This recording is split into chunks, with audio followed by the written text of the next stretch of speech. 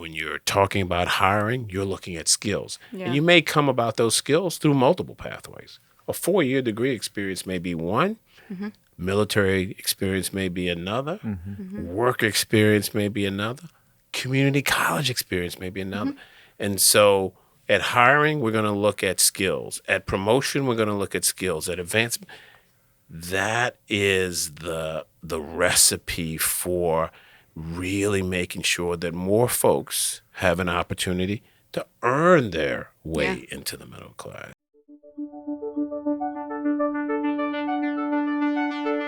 Welcome to What Unites Us. My name is Taylor Justice. And I'm Esther Farkas. And I am super excited about today's guest, Mr. Maurice Jones. Not only because he's on our board, but a very accomplished leader in his own right. We're going to get into a number of different things, his childhood, his professional career, and what he's up to now.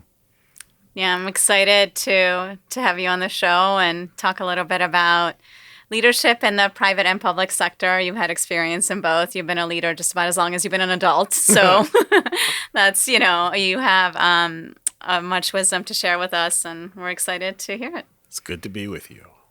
So first question, Esther mentioned a leader since you've been an adult.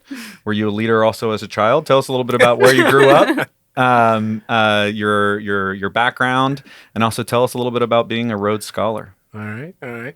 First of all, I haven't grown up yet, so yeah, okay. So I just want to. I have no aspiration to grow up. Right? Good.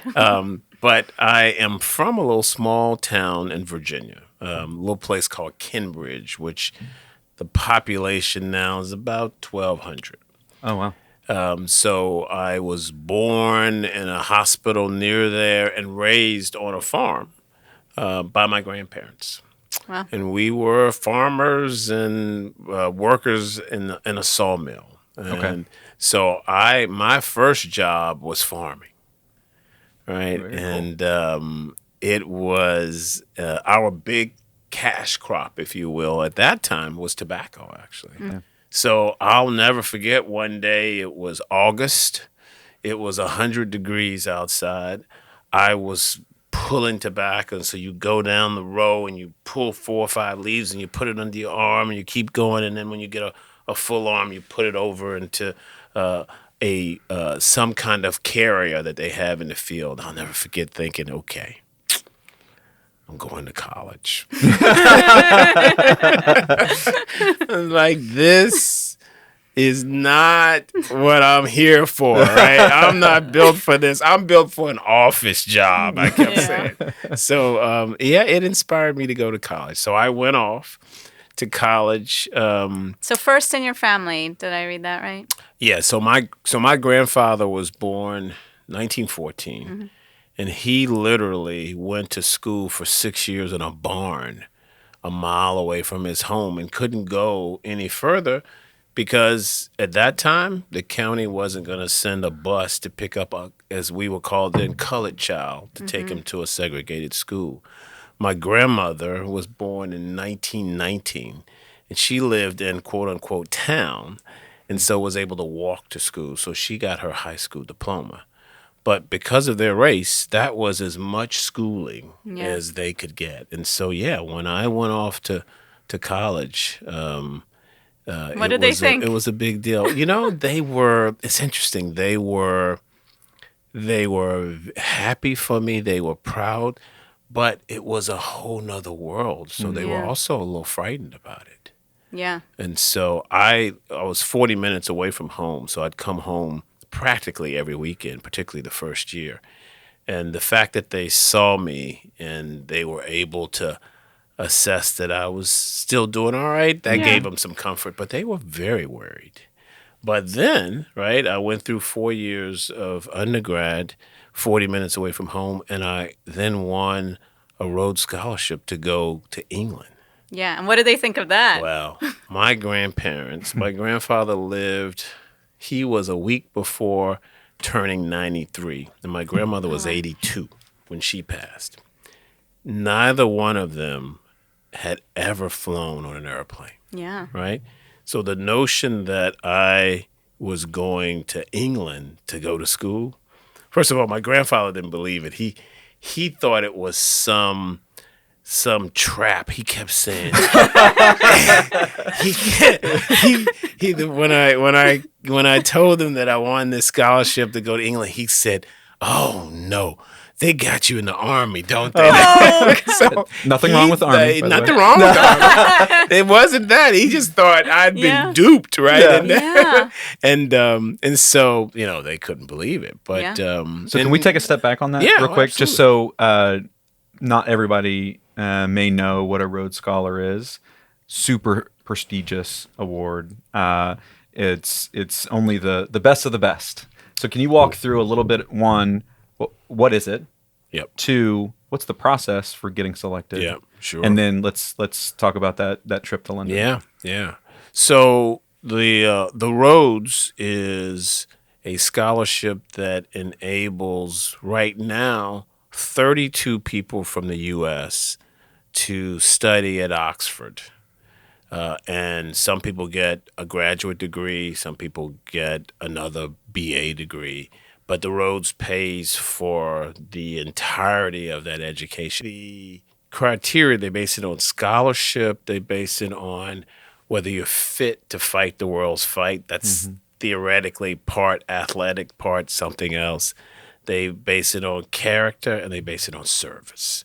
So those 4 or 5 criteria are what they use to actually decide it. And when I was competing for it, you had to first academically qualify. Then you had to go through a interview process at the state level. So I went through Virginia. And then you had to go through, they divided the country into 8 regions. Yeah, 8 regions, and they picked 4 people from each region. And so I was in the Southeast region, Virginia, Carolina, Georgia, and maybe South Carolina as well. It's a rigorous process that if you're lucky, and I was lucky, right? If you're lucky enough in the end, you get to go to Oxford and study for 3 years, 2 or 3 years. I did 3 years. And look, it changed my life, right? A country boy from a town of 1,200, now all of a sudden studying at what is an incredibly global university. Talk to me about like the personal feelings of that. You mentioned, right, coming from a country boy, small town, first to go to college. Not only first to go to college, but to win one of the, or be awarded a Rhodes Scholarship is one, a feat in of itself. But then being in London and then where you're at today, like, do you reflect on that? It's like, man, I've done a lot. Well, no, I think what I reflect on is that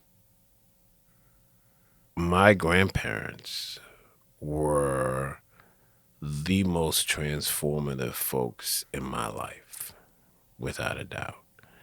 The most brilliant, the most loving, the people to whom I owe really everything, right? Yeah. And so what I reflect on is they didn't have the opportunity to even compete for a Rhodes Scholarship, right? And so I'm grateful to them, but I'm also reminded that, we in our country, in the world, there's a lot of work to do before opportunity is fairly distributed. And what I hope is to use, something like the Rhodes Scholarship to hopefully prepare me to do some good, right? That's because I know I wouldn't have gotten it but for grandparents, teachers, coaches, and all the rest. So it was definitely an award that I share with a lot of folks. Yeah. I mean, there's one thing that we've noticed across everybody that we've interviewed that's done very significant things in their life is there's a couple components that are present in everyone. There's some level of adversity, or there's some focus area where they drive their energy from. And that, in your case, you're saying your grandparents kind of setting the stage, without a doubt, and moving on.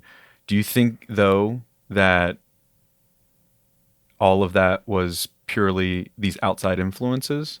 Or where do you get that personal drive? Because you still have to do some work. I did. I did. There's no question. But I was lucky. But other people worked hard. I got some really, really big blessings, starting with my grandparents, and it never stopped. It was eighth grade science teacher, coaches, college professors. I applied for the Rhodes Scholarship not because it was an aspiration of mine. I didn't know what the Rhodes Scholarship was. I applied because in my sophomore year, my college president called me into his office. And by the way, I was terrified. I was like, oh my God, I'm getting called into the president's office. I'm about to get kicked out of school. Right? That's all I could think was, oh my God. And I was racking my brain about what I did because I knew I was making good grades. Yeah, I was just going to say, what did you think you did? It can't be academics. So I was like, oh my God, what? Did I say something? I get in there and I sit down and he puts on the table a catalog about Oxford University. And I look at it and he looks at me and he goes, this is where I want you to go after Oh, wow. Hampton-Sydney. And I looked at him and I said, wait, do they have a law school? Because I was going to law school. And he looked at me, shook his head. He goes, I'm not talking about law school. He said, law school will be here when you get back. And I looked at him and he started talking about the Rhodes Scholarship. Wow. My sophomore year in college. Honestly, I walked out going, okay, yeah, whatever. Let me go back and study for law school. My senior year, he calls me in and he goes, have you applied for the Rhodes Scholarship? And I looked at him. I said, no, sir, I haven't. I said, I don't think that's in my future. I said, I think I'm going to law school. And he looked at me again. He goes, law school will be here when you get back. So I applied, right? I wouldn't have applied but for his being in my life. So, yeah, look, worked hard, don't get me wrong. But, man, I had some big breaks. And the breaks were primarily in the form of people who saw things for me that I didn't even see. Yeah. So what did you do when you came back from Oxford? Tell us what Came back next. and went to law school. Yeah. Yeah, so I spent 3 years at Oxford, and literally they were transformative. But when I came back, right, I pursued law school just like I had planned because my thought was that legal training will give me the ability to do public service, private service, law, business. That it was a great versatile training. And so that's what I did. And then I practiced law, and I didn't like it. What kind of lawyer were you? I was a corporate lawyer, Yes, right? yes. So I was in a law firm in Richmond, Virginia, and I had great supervisors and partners that I was working with, but the work itself, woo, it was boring. A lot of right? contracts. A lot of contracts, right? A lot of putting the commas in the right place. And I one morning at 3 a.m., I'm drafting a purchase agreement for an acquisition that my client was doing, and I could care less about this thing. Is what I was like, okay. All of this preparation is not for this. The next day I went to the partner who supervised me. I said, it's time for me to go. And he looked at me, to his credit, he goes, I completely understand. He goes, you better go now. Right? He's like, because the longer you stay, the tougher it is to go for various reasons. Yeah. And then I got lucky. Again, I had a friend who was working in the Treasury Department in D.C. Under President Clinton, and he knew I was unhappy in this job, and so he said, look, there's a job in Washington, right here in Treasury. You'd be grateful. I go, no, I don't want to move to D.C. Clinton, by the way, another Rhodes Scholar. Another Rhodes Scholar, he was. And in fact, the guy who was my friend is also a Rhodes. Oh, really? That's how I met him. Yeah, and so I went up and I interviewed one day, and I interviewed the second day, and they offered me the job. I went back to Richmond, and I said, yep, I'm moving to Washington. And did you know you wanted to go into public service because of your experience as a page? I Or did knew, you? yes. Yeah. I knew that at some point I wanted to do government service as well as the private sector. Absolutely. Yeah, that was always the plan. Now, the form of it, And so how long were you at Treasury? I was at Treasury for 6 years. Okay. So I started out as a lawyer at Treasury. Right. So I worked for the general counsel. Now, that was much more exhilarating and challenging and fun, right? Because at that time, Treasury had like 1/3 of law enforcement was in Treasury. The Secret Service was in Treasury. The Bureau of Alcohol, Tobacco, and Firearms was in Treasury. And then all of the international economic pieces. Treasury was fun to be a lawyer. So I did that, but I ended up moving from practicing law at Treasury to running one of the smaller agencies, the CDFI fund.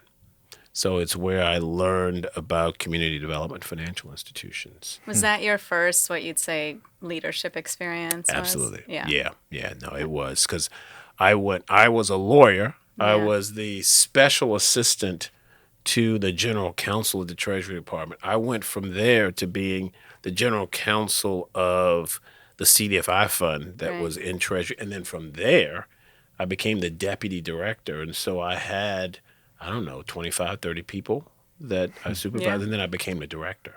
Yeah. So that was my first experience leading people, Yeah. formally leading people. And talk about that experience a little Yeah. bit. It was so I went from having the mentality of a lawyer to needing to be a leader. Yeah. And so for folks that are listening, what's the difference? What's the So- mentality of a lawyer? So lawyers are best at keeping you out of trouble, That's at making sure that they can consider all the risk, right? And yeah. so you bring something to a lawyer, they tell you all the risk associated with it, right? That's their job. That was what I was there to do. I was there to make sure that I was helping us identify risk and mitigate it as the Right. lawyer. Moving from that to being one of the policy leaders, right?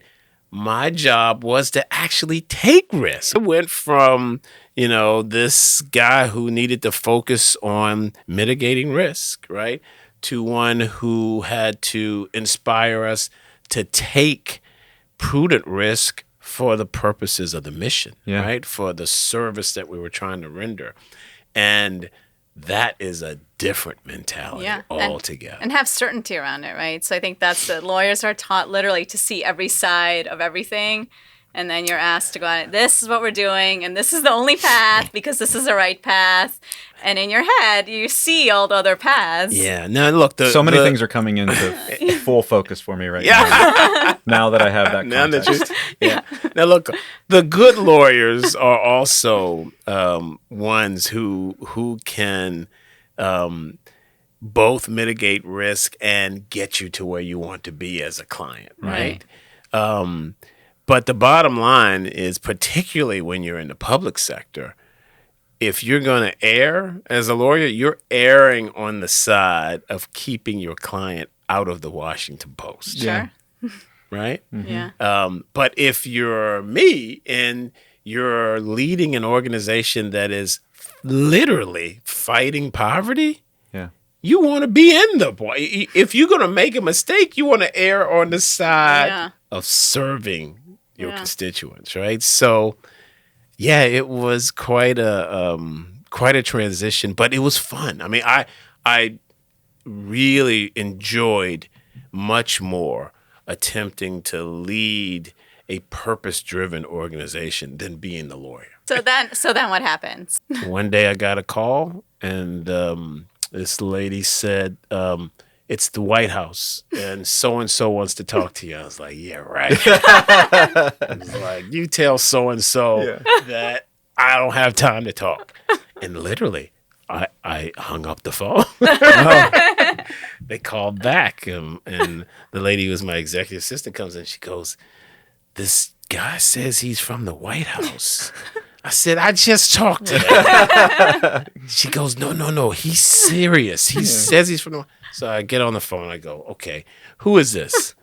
Guys from the general counsel's office. They were calling me to see if I was interested in being the deputy secretary at HUD. And I said, "Wait, are you sure that you're calling the right guy?" The next thing you know, I'm up on the Hill at a confirmation hearing, and I was the deputy secretary at HUD for 2 years under President Obama. Wow. So again, and the reason why that happened is people from the Clinton administration remembered my work there. Oh, very cool.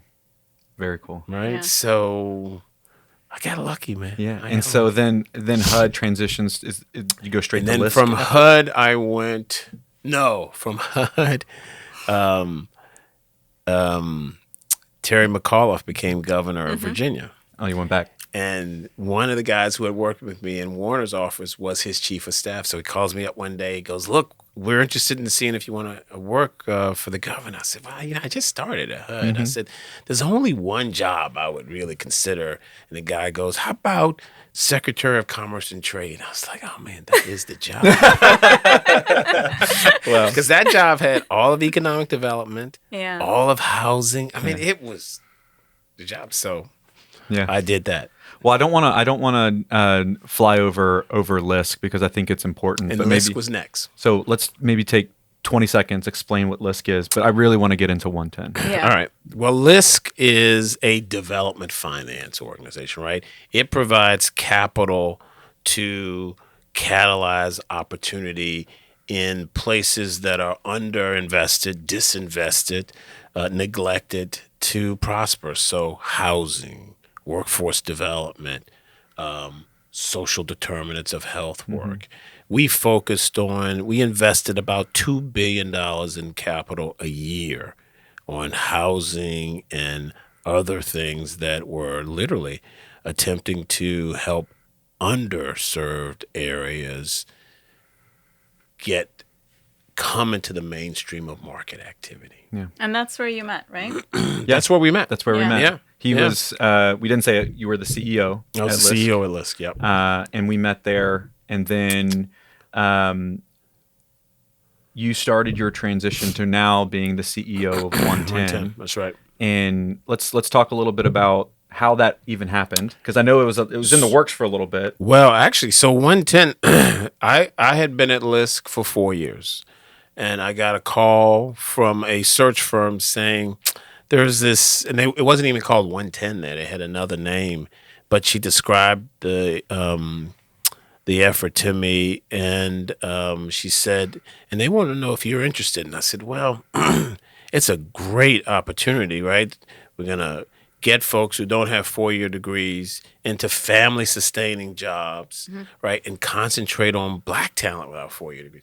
Well, when I was at LISC, I mean, this was one of the biggest problems to be solved. Yeah. And the notion that a group of companies was coming together to put resources behind this, and that Ken Chenault and Ken Frazier and Ginni Romet. So I thought, this is too good to be true. So I said, well, just send me over the job description. Yeah. I'll take a look at it. And I looked at it and I thought, wow, this is too important to fail, right? This is one of those things that it can be transformative. So I literally, in a matter of 3 weeks, went from planning my next year at LISC to saying, you know what? I'm going to go for this thing. It's a startup. I'm going to try to do everything I can to make it successful. Yeah, I remember we were on the phone and we were asking you to come onto the board. Yeah, that's right. And you're like, oh, by the way, I took a new job. Yeah. I mean, I had nope. This was over the holiday at the end of the year. Yeah. I had already developed my budget for the next year. So I had no intentions of going anywhere. And I was like, you know what? I think I'm going to do this. Yeah. And why don't you just set up the problem for us a little bit. So look, that here's the problem. was compelling because Here's I the think problem. that's I think you start with the wealth gap in the country, right? Which largely in our country breaks down along lines of race and place. So if you look at the average wealth of a white family in our country versus the average wealth of a black family, the white family has 10 times more wealth. 10 times. And by the way, that's the average. yeah. If you look at our largest metropolitan areas, the range is wider than that. Yeah. Yeah. So you start with that, and that wealth gap leads to life expectancy gaps Yeah. and opportunity gaps and education. I mean, it spirals. Yeah. And so that's the sort of context.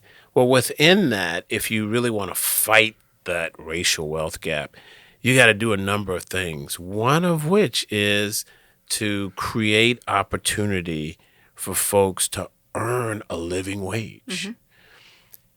When we looked at the data, we looked at the fact that if you look at all jobs in our country today that pay $60,000 or more, on paper, 79% require that you have a 4-year degree just to compete for the job, just to compete. Yeah. Same thing. Look at all jobs that pay $40,000 or more. On paper, 71% of them require that you have a 4-year degree just to compete. When you look at all black talent, ages 25 and above in the workforce today, 76% of us do not yet have a 4-year degree. Yeah. So this credential is a systemic barrier to folks earning their way into the middle class. So when OneTen came and said, okay, so what we're going to try to do is to create and scale a skills first culture, right, amongst our employers where skills become the dominant factor of success across the entire talent journey. When you're talking about hiring, you're looking at skills. Yeah. And you may come about those skills through multiple pathways. A 4-year degree experience may be one. Military experience may be another. Work experience may be another. Community college experience may be another. And so at hiring, we're going to look at skills. At promotion, we're going to look at skills. At advancement, that is the recipe for really making sure that more folks have an opportunity to earn their way into the middle class. So that's what makes this really compelling for me. And then when you combine that with this real focus on black talent, my grandmother didn't have a 4-year degree. My grandfather didn't have a 4-year. So for me, this was personal and professional. Yeah. And you don't, what I think is amazing is you don't just talk about it. You don't just advocate for it. You ask for companies to make a real commitment to it. Absolutely. We ask for companies to put jobs on the table already that don't have those 4-year degree requirements. And we ask for them to remove 4-year degree requirements where they're not really necessary to do the work and focus on skills. Yeah. And so I think when you lay it out the way you did, it's like, well, this is a no-brainer. Yeah. What are the challenges you're running into now? You just hit the challenge. Yeah. Mentality. It's mindset, right? Yeah. It is the brain that's keeping folks from doing more of it because look, we've been telling ourselves, particularly in our country for generations, you want to make something of yourself, you better go to college, right? Yeah.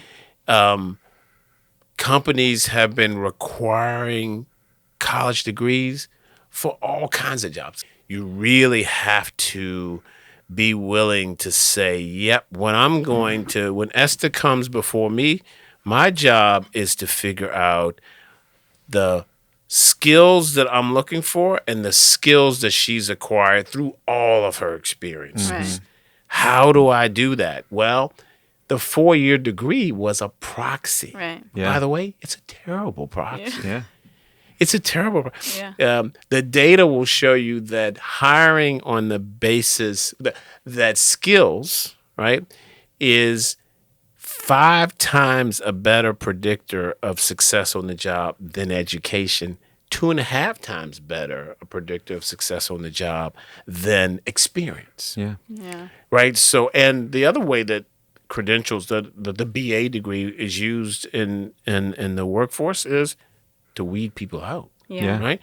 You Yeah. get 1,000 applications. That's right. You got to Yeah. figure out how to narrow that That's down. right.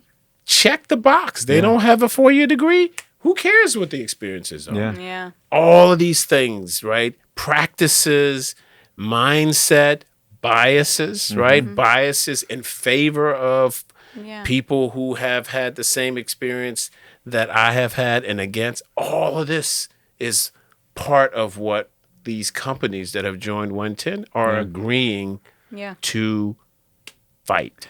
And they're signing up for hard numbers. They're signing up for hard goals numbers. that are numbers, right? Yeah, So, yeah. which I love because So they're that's- signing up, and look, they put they're putting goals on the table for themselves, and we of course have the big goal, right? 1 million over 10 years, and they're basically saying, this is going to be my chunk of it. Yeah. And Yeah. look, some of them come and they've been doing skills first hiring, and they have a skills first culture that's relatively advanced. Most come to the table at the very beginning of the journey. Yeah. And that's cool because we can actually use the muscles of those who are further along to hopefully accelerate the journeys Yeah. of those who are not. And these are big companies, Fortune 500 companies. Do you want to name some of them? Walmart and Merck and IBM and Accenture. Yeah, these are companies that Move their Unite us. economy. hire a lot Unite of us. people. Unite us. I like that. Yeah. The plate is not full. Yeah. Well, I mean, but education is a big business. Education you get is a lot of huge business. And I mean, think about it, like the pinnacle of academic achievement, a Rhodes Scholar now advocating Wow. that, hey, maybe we should pull back on this a little bit. so, Yeah, literally so let me give you a story 10 on years that of one. school. So how much time did you spend in graduate school? Yeah, I know. Right? My grandfather used to say, "Boy, you're just gonna be able to collect Social Security when you finish here."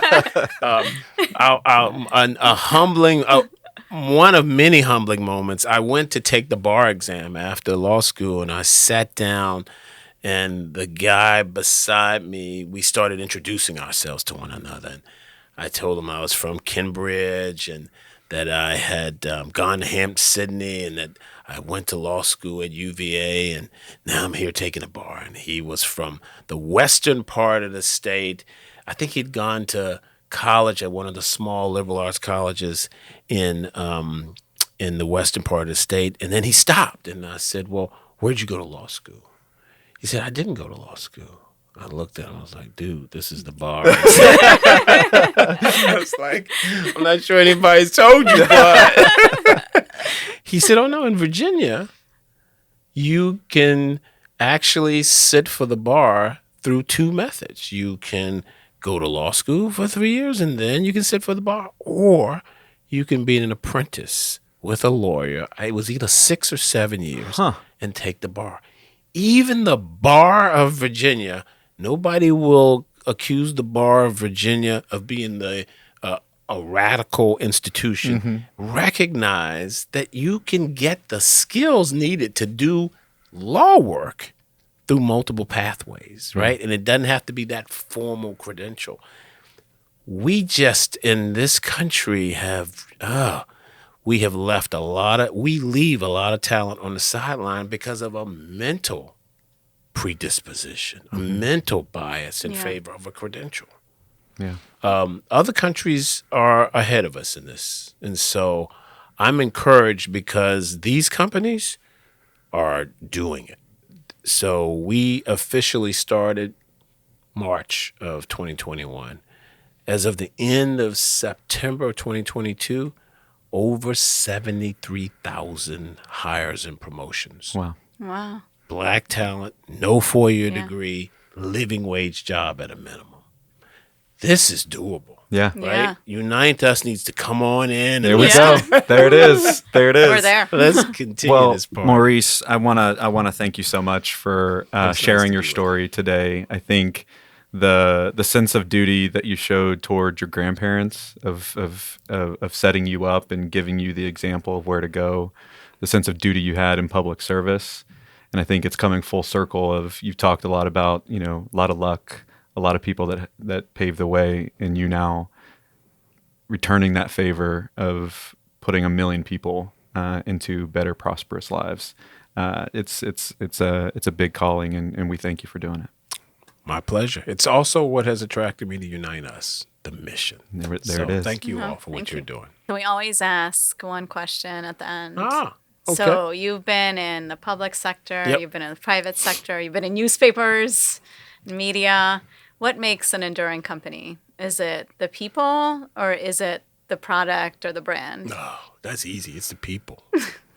It's the people. Look, you at the end of the day, I'll give you a little short. So I unfortunately eat a lot of fast food.